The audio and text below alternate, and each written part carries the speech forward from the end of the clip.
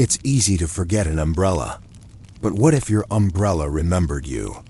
Tonight, we're traveling to 19th century Paris, a city of cobbled streets, candle-lit windows, and endless drizzle. And tucked away in a quiet corner near the police station was an entire government office dedicated to forgotten objects. Among them, thousands of umbrellas. Some were claimed, most were not, and one never left. In this slow, curious story, you'll hear how Paris once tried to catalog the unclaimable, how memory was measured in missing gloves and dented parasols, and why one umbrella never registered, never lost, became the quiet heart of an entire bureau. Get comfortable. This is a story about what we forget and what quietly waits to be remembered. Chapter 1. The problem of the umbrella. Paris, in the year 1800, was not yet the glittering city of gas lamps and wide boulevards we imagine today. That would come later, with Baron Haussmann and his symmetrical visions. For now, the city was dense, grimy, and oddly damp. The Seine, always nearby, brought with it a gentle humidity, and rain had a habit of falling unexpectedly. Naturally, umbrellas became common, but perhaps even more naturally, they were often left behind. It might seem silly to us now, after all, we misplace things every day. But 19th century Parisians took their umbrellas seriously. An umbrella wasn't just a means of shielding oneself from weather. It was property, identity, and expense. The good ones were made of whalebone or carved wood and imported silk. They were gifts, heirlooms, status symbols in a time when the line between a gentleman and a commoner might be no more than a worn hem or a missing button. By 1805, the Paris police received an average of 30 umbrella loss reports per day. People left them at cafes, on public benches, in apothecary shops, at funerals, in the pews of churches, and oddly often inside horse-drawn carriages they didn't own. This became a bureaucratic problem, because when one makes a report, someone must respond. At first, the police handled these cases like any other petty loss. They'd file the item in the lost property ledger, place a description in the public notice sheets, and hope someone turned it in. But the problem didn't stop growing. By the 1830s, so many umbrellas were being reported lost that the prefecture of police began devoting a special shelf, and eventually a full room, to them. These weren't just broken scraps either. Many were ornate, embellished with mother-of-pearl, inlaid initials, or rare fabrics. Paris had, quite accidentally, developed a logistical crisis based on forgotten umbrellas.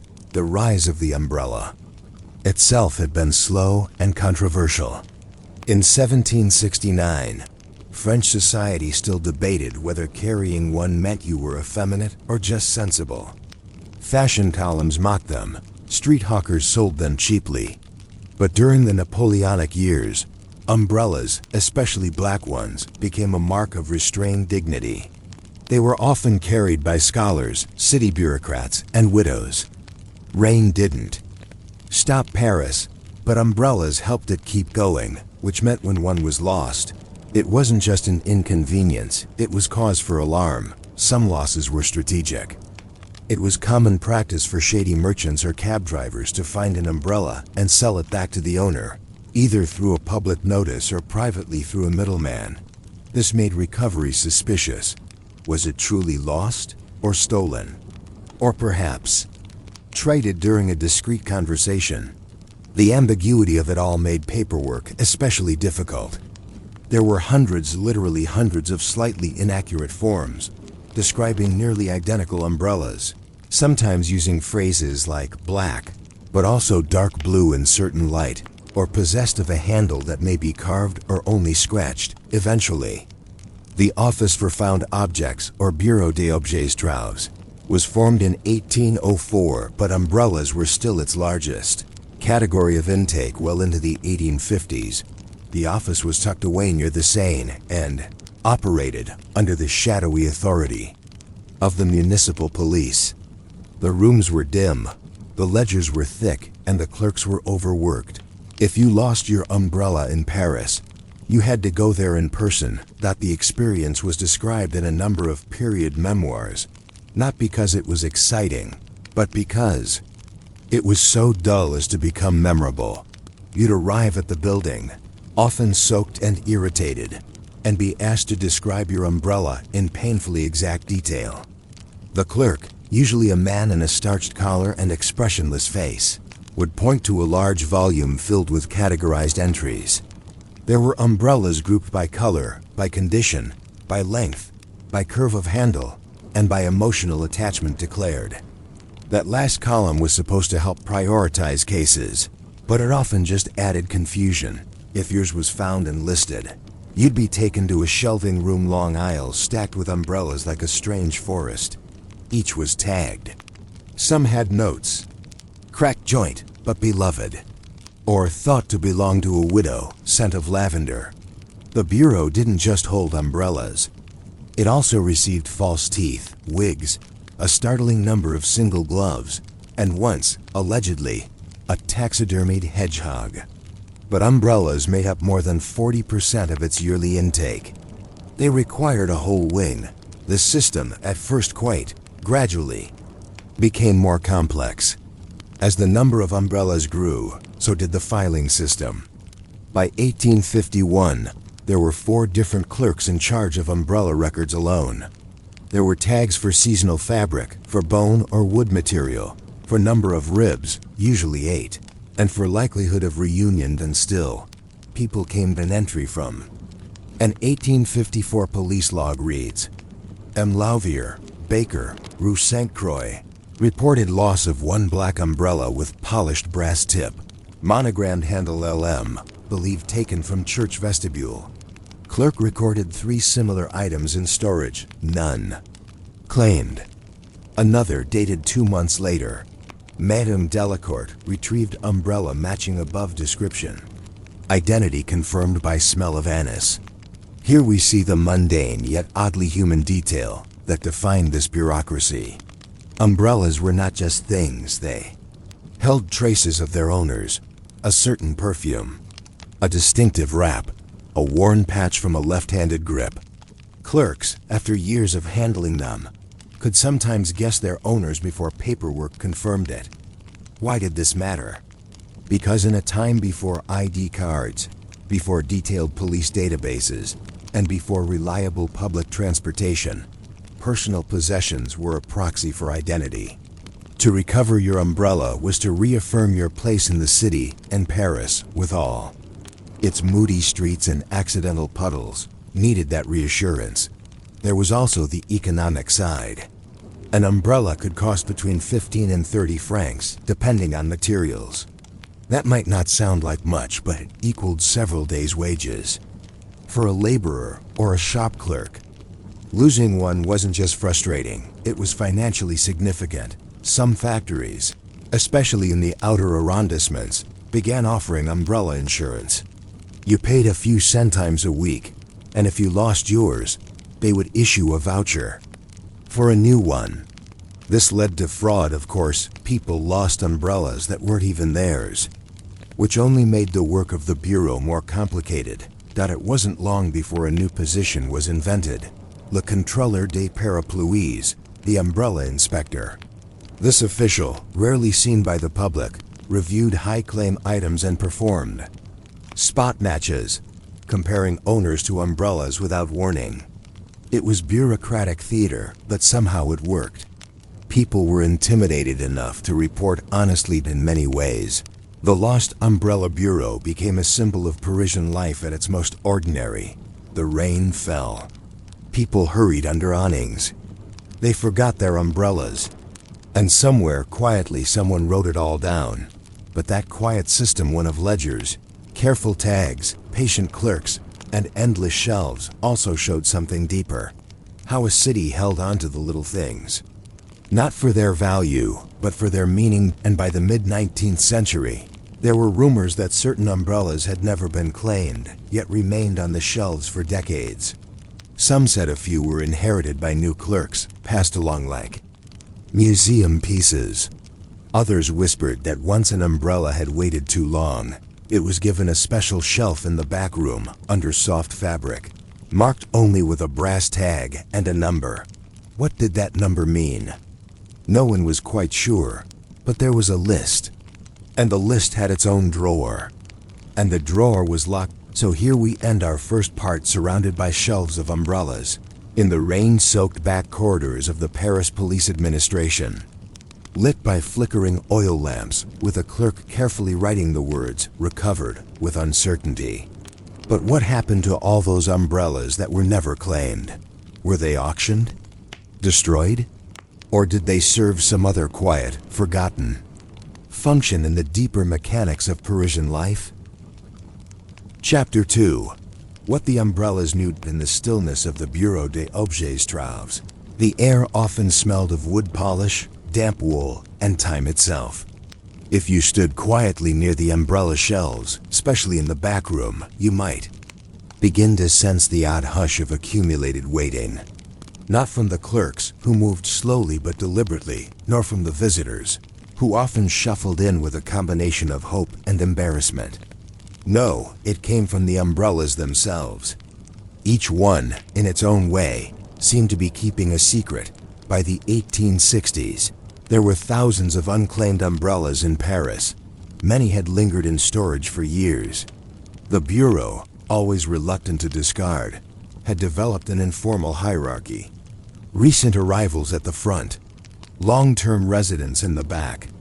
Those in the rear shelves, some dating back decades, became known among the staff as les ombres, the shadows. Their tags were sometimes faded, their owners long dead or relocated. And yet, no clerk ever moved to discard them. Officially, the umbrellas should have been disposed of after 1 year unclaimed.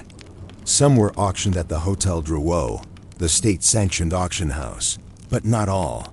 Certain umbrellas, especially those described as too finely made to be anonymous, were quietly kept. Why? No one knew exactly. But perhaps because they represented the Parisian idea of loss not as failure, but as formality. Here's where it becomes strange. It is recorded, though unofficially, that the clerks began to recognize patterns. Some umbrellas seemed to reappear in different forms. A missing umbrella would be reported in 1843, black silk, brass tip, twisted mahogany handle. 2 years later, an umbrella matching the description would appear, but with a different tip, same handle, same scent, even if you believe the notes. But the original case had already been closed. Did the owner reclaim it quietly? Did they purchase a twin? No one could be sure. This led to rumors. Among clerks, especially those with many years of service, there developed a theory that certain umbrellas weren't lost, exactly, but rather returned. That is, they came back not as forgotten items, but as visitors. This wasn't superstition. It was a quiet joke, repeated during tea breaks, when the corridors echoed too much. A senior clerk would say, "That one again. Must be on his rounds." And they would all chuckle, because they knew which umbrella he meant. Some thought the umbrellas carried stories. Not just traces of their owners, but actual records of motion, where they'd been, what they'd seen, who they'd sheltered. In the absence of modern surveillance, umbrellas had become silent witnesses. They had seen arguments under awnings, affairs paused at doorsteps, robberies fumbled in alleyways. They had waited in the corners of salons, rested beside pews at weddings, and sometimes been raised in protest or celebration. The clerks began recording more than just physical descriptions. A quiet new column appeared in some of the ledgers. Presumed parcours, presumed path. If a woman said her umbrella was lost between the bookstore and the hairdresser, that route would be entered. If a gentleman said he believed his was left near the opera, but might also have taken it to the lawyer's office. Both addresses were noted. No one expected to trace it back.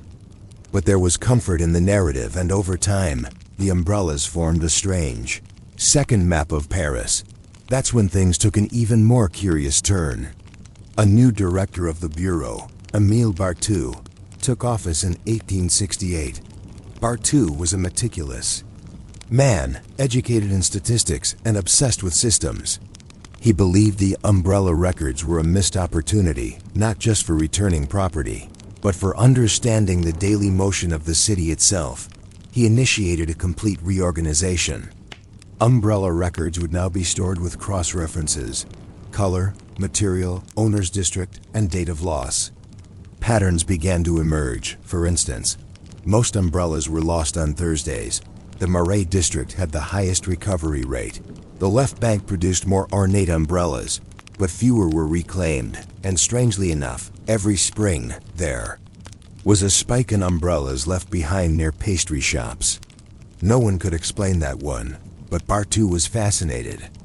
He commissioned charts, diagrams, even a speculative essay titled "The Rhythms of Rain, Urban Movement, and the Umbrella."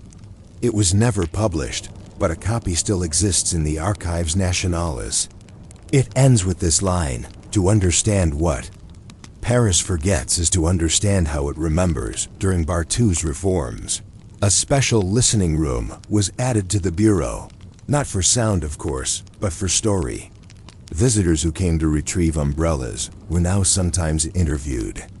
Not formally, but conversationally. What were they doing that day? What were they thinking when the rain began? Who were they with? A clerk would write these things down, not for record keeping, but for mood. They called these entries les parapluies bavards, the talkative umbrellas. It was said that a few clerks kept personal ledgers of the most poetic losses. One such entry, from 1870, reads, "Maid Ray left her umbrella under the bench where her husband proposed. Rain was sudden. She ran, he laughed, and they forgot. She returned next day, but it was gone. Said she wasn't surprised, it had hurt enough." These notes were never used officially, but they made the job easier. After all, when one spends years cataloging forgotten umbrellas, it helps to think they have character. Then came the Siege of Paris, 1870 to 1871. During the Franco-Prussian War, Paris was cut off, and food ran low. The Bureau remained open, but reduced hours. And here's the quiet part of history no one talks about. People stopped losing umbrellas, not because they held onto them tighter, but because, in times of true crisis, the city no longer thought about umbrellas at all. Loss changed shape instead. Of misplaced items, the Bureau began receiving odd deposits: love letters, broken watches, scraps of uniforms, sometimes a pair of gloves wrapped around a child's shoe. These weren't lost by accident. They were left deliberately, perhaps, as acts of hope or memory.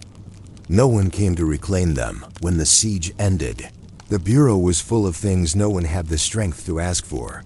And yet, the umbrellas remained, quiet in their corner, waiting, as if to say, when normal life returns, we'll be needed again. After the war, Bartu never returned. He was replaced by a gentler figure, Madame Lefebvre, the first woman to direct the Bureau. She had no interest in statistics. Instead, she made the staff bake bread once a week for visitors, and she allowed schoolchildren to tour the shelves. During holidays, she also made one crucial change. Any umbrella, unclaimed after 10 years, would be given a name, not officially, but internally, among the staff. Each long-term umbrella became a character. There was the Duchess, a white lace parasol found during a funeral. Victor, a sturdy cane-handled piece left after a university debate. And Hercule, a massive storm umbrella believed to have belonged to a lighthouse keeper, though how it ended up in Paris no one knew. Naming the umbrellas, Lefebvre said, gave the city a second memory. If no one remembered the owner, the Bureau would remember the object by the 1880s. The umbrellas of Paris had become minor legends. Writers mentioned them in passing. Émile Zola once joked in a letter that if he ever disappeared, one could find him among the ghosts of old umbrellas. A newspaper ran a column titled "Lost and Nearly Found," where anonymous umbrellas were described in poetic terms. Tall, moody, once loved, now leaning slightly to the left. Found near the park gates. Possibly melancholic, it became a Parisian rite of passage to visit the bureau at least once, not necessarily to find anything, but to see if the city still remembered you. And still, the umbrellas waited. So what did the umbrellas know? Perhaps nothing. They were, after all, just tools, objects made of ribs and silk and wood. But through them, Paris remembered the ordinary, the missed appointment, the sudden rainstorm, the cafe meeting that ended too quickly. And in a city built on poetry and bureaucracy alike, what more could you ask for? As for the shelves in the back room, the ones reserved for les ombres, they remained, dusted quietly by the oldest clerk, whose name no one quite remembered. He believed that one day, even the longest forgotten umbrella might be reunited with its owner. Or, at the very least, with a story. But then again, what happened to the umbrellas that were never claimed, never auctioned, never named? There are rumors always whispered, never confirmed, that some umbrellas were repurposed. That the bureau, late at night, turned certain long-forgotten ones into something else. What exactly, we do not know. But a curious letter from 1891 hints at something odd. To whom it may concern, I believe my grandfather's umbrella now stands in the vestibule of the Hotel de Ville. It bears his initials. But also, a city seal. What did that mean? We can only wonder. Chapter 3. The Umbrella That Was Never Lost. If you happen to walk down the Rue des Petits Champs today, you might pass a modest corner of the old Paris police prefecture without a second glance. Yet if you pause and look closely, you may notice a small plaque, slightly weathered, quietly affixed to the stone wall. It reads, in unassuming serif script, "Here stood the Bureau des Objets Trouves, where Paris remembered what it forgot most." People don't stop to read it. But if you do, especially on a soft rainy afternoon with your own umbrella in hand, you may feel a strange sense of recognition, like standing in a memory that doesn't quite belong to you. Among the many umbrellas that passed through the bureau, one stood apart. It never had a name, and it never had an official entry in the ledger. It was never reported lost. And yet, somehow, it was always there. The story was recorded by Armand Levine, a clerk who served at the bureau from 1892 to 1917. A quiet, thoughtful man with a neatly trimmed beard and a fondness for barley tea. Armand processed hundreds of objects during his career. Gloves, spectacles, shawls, shoes, and of course, umbrellas, so many umbrellas. But in his private journal, donated years later to the city archives, he often returned to a single item, what he called the umbrella by the door. He first noticed it on his third day. It stood upright near the entrance with a curved wooden handle, plain brown fabric with faint pinstripes, a dented brass tip, and a small ribbon tied partway down the shaft. Armand assumed someone had left it before business hours and went searching for its entry in the logs. There was none. None of the other clerks had recorded it. So Armand did what he thought was proper. He created a new listing. May 3rd, 1892. Unclaimed umbrella, brown, brass ribbon, found by entryway, no claimant. He moved it to the recent arrivals shelf. But the next morning, it was back by the door. At first, he believed someone had mistaken it for a newer arrival and moved it back. He shelved it again, and again, it reappeared in the same spot. Weeks passed. No one claimed it. Eventually, the staff began calling it the Guardian.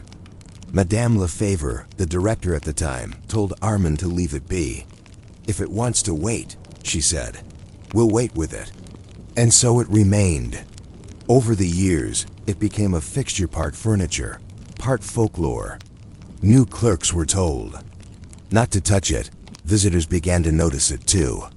Some even greeted it with a nod. Its fabric faded a little, and its handle developed fine cracks, but no one moved it. By 1898, it was simply understood that the umbrella belonged not to anyone, but to the bureau itself. Then one summer morning in 1901, something unexpected happened. A gentleman in a dove-gray overcoat arrived, politely removed his hat, and said to Armand in a soft voice, "I've come to collect my umbrella." Armand, caught slightly off guard, asked which one. The man pointed gently, "The one that's always by the door." Armand, unsure, gestured toward it. The man nodded, took it in his hand, and tipped his hat once more. But just before leaving, he turned and said, "Curious place, this keeps safe the things we don't know we've lost." And then he was gone. The clerks exchanged quiet glances. It was strange, yes, but perhaps inevitable. The umbrella had waited long enough. Yet the next morning, there it was again, same spot, same ribbon, same dent. Armand didn't file a new entry. He simply noted in his diary, June 14th, it has returned, or perhaps it never left. We are all objets trouves, eventually. Over the next decade, the umbrella by the door took on a kind of quiet reverence. Some school children on field trips were told it had been waiting since the time of Napoleon. Others believed it had belonged to Victor Hugo, one poet visiting. On a rainy afternoon, stood beside it for several minutes before composing a sonnet about an umbrella stitched from silence and time. Still no one claimed it. And still, it never moved when the Bureau was relocated in 1910 to a larger, brighter office near the Seine. The staff carefully packed and transported thousands of objects. But the umbrella? No one could say how it traveled. When they arrived to unpack the next morning, it was already waiting upright beside the new front door. A clerk named Marguerite, who would later become the city's first female archivist, wrote in a letter, "It waited for us to remember it." Or perhaps it had never been forgotten at all. Later that same year, the Seine flooded. Water poured through the streets of Paris, soaking basements and ground floors. The Bureau took on water, shelves collapsed, ink ran down ledger pages. But when the staff returned to assess the damage, the umbrella was untouched upright, dry, and exactly where it had always stood. Armand, by then senior clerk, simply stared at it in silence for several minutes. He made no new entry. He said nothing. But that evening, in his diary, he wrote, "Some umbrellas shelter memory more than rain." By the 1920s, Paris had changed.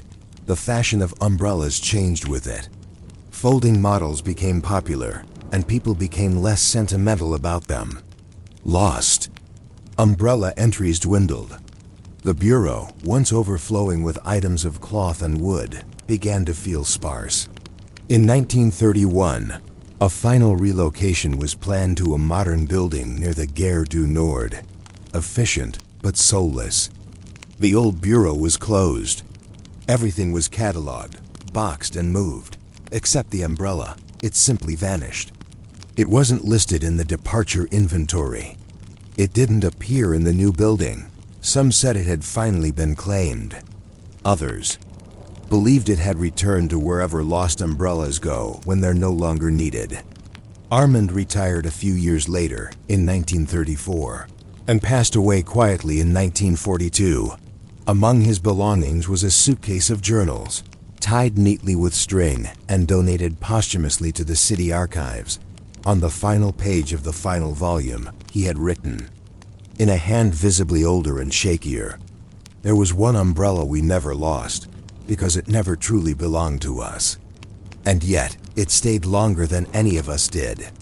Yours in the rain, a Levine. So what do we make of it? Perhaps nothing. Perhaps it's simply the nature of umbrellas to be lost, returned, and misunderstood. Or perhaps some objects exist not to be used, but to mark the passage of time. Each forgotten thing tells us a story, not of the person who lost it, but of the moment in which it was lost. And maybe, just maybe, there are some things in history that are not meant to be reclaimed. Not because they are unimportant, but because they remind us that memory is a fragile thing, and that sometimes what matters is not the umbrella itself, but the space where it stood.